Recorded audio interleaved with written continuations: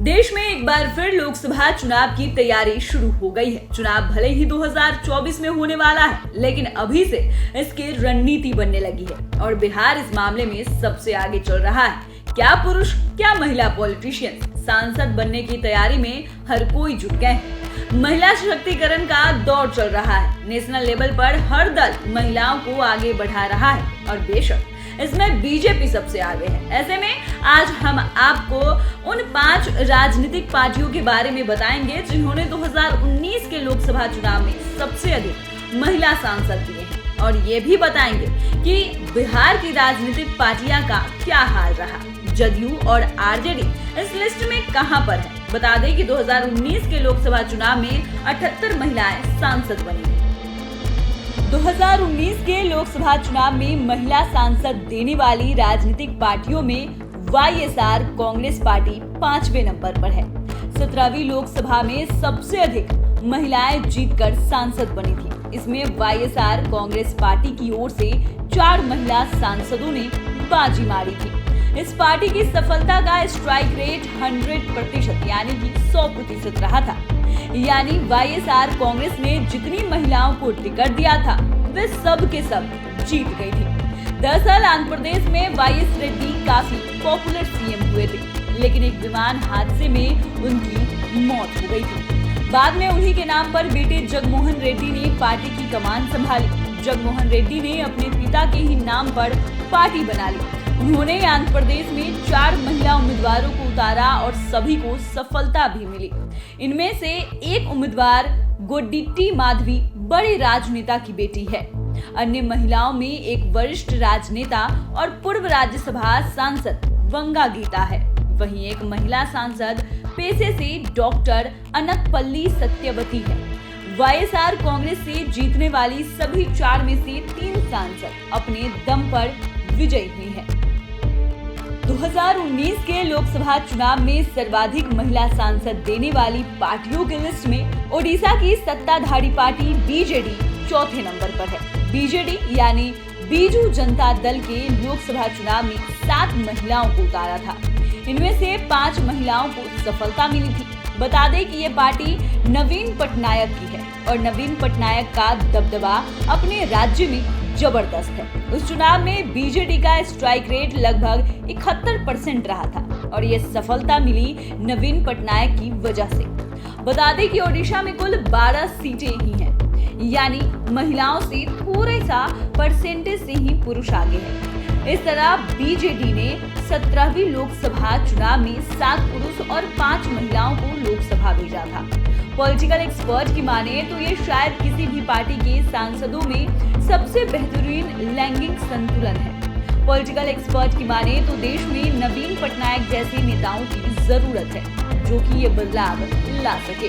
2019 के लोकसभा चुनाव में जीतकर सांसद पहुंचने वाली महिला सांसदों में बीजेडी के टिकट से चुनाव लड़ने वाली उर्मिला बिसोई भी है, जो बीते 20 सालों से स्वयं सहायता समूह बनाकर महिलाओं की जिंदगी को बेहतर बनाने के लिए काम कर रही थी। इसके अलावा बीजेडी के टिकट पर एक डॉक्टर, एक नौकरशाह और एक वैज्ञानिक शोधार्थी भी शामिल है। 2019 में सबसे खराब स्थिति कांग्रेस की रही, चाहे उसकी गिनती पुरुष सांसद में कीजिए चाहे महिला सांसद में। उस चुनाव में कांग्रेस के महज 52 सांसद ही जीते थे और इनमें महिलाओं की संख्या महज 6 थी। महिलाओं के जीतने का भी स्ट्राइक रेट काफी खराब रही। आंकड़े बताते हैं कि कांग्रेस ने 50 से अधिक महिला प्रत्याशी उम्मीदवारों को चुनाव मैदान में उतारा था। उसने 52 महिलाओं को टिकट दिया था। ये संख्या कुल प्रत्याशियों का 13% है और इसमें सफलता 6 महिलाओं को ही मिली, यानी सफलता की दर 11% थी। इन्हीं महिलाओं में कांग्रेस की सर्वेसर्वा सोनिया गांधी भी जीती थी। दिग्गज महिला नेताओं में जैसे सोनिया गांधी के अलावा कैप्टन अमरिंदर सिंह की पत्नी प्रीनीत कौर और झारखंड के पूर्व मुख्यमंत्री मधु कोड़ा की पत्नी गीता कोड़ा को जीत मिली थी। बाकी 3 महिलाएं ऐसी थी जो अपने दम पर परचम लहराया। उनकी जीत किसी आश्चर्य से कम नहीं थी। 2019 के लोकसभा चुनाव में महिला सांसद देने के नाम में ममता बनर्जी की पार्टी टीएमसी को आश्चर्यजनक ढंग से सफलता मिली। टीएमसी यानी कि तृणमूल कांग्रेस में महिला उम्मीदवारों का स्ट्राइक रेट 52.9% रहा था, यानी कुल 17 में से 9 महिला उम्मीदवारों ने बाजी मारकर सांसद बनी। इनमें फिल्म अभिनेत्री से लेकर सोशल एक्टिविस्ट तक शामिल बनी। बता दें कि पश्चिम बंगाल में कुल 42 सीटें हैं। दरअसल टीएमसी ने कई सामाजिक क्षेत्रों से आने वाली महिलाओं को टिकट बांटा था। महिला मुख्यमंत्री होने के नाते ममता बनर्जी ने महिलाओं को टिकट देने में किसी तरह की कोताही नहीं की थी। जीतने वालों में मिमी चक्रवर्ती, नुसरत जहां, शताब्दी रॉय आदि ने सफलता पाई थी। पूर्व अभिनेत्री शताब्दी रॉय तो लगातार तीसरी बार सांसद बनी। इन्हीं महिलाओं में शामिल महुआ मोइत्रा पहली बार संसद पहुंची थी। महुआ ने अपनी बैंक की शानदार नौकरी छोड़कर राहुल गांधी के साथ राजनीतिक सफर शुरू किया था, लेकिन कांग्रेस में मामला जमा नहीं तो टीएमसी में शामिल हो गई थी। वे पहले विधायक बनी और अब तो संसद भी पहुंच गई। तब मुख्यमंत्री ममता बनर्जी ने कहा भी था कि सभी राजनीतिक दल बात करते हैं, लेकिन टीएमसी ने महिलाओं को 41% भागीदारी देकर देश की आधी आबादी के प्रति अपने कर्तव्य का निर्वाह किया है। इस लिस्ट में टीएमसी दूसरे नंबर पर है।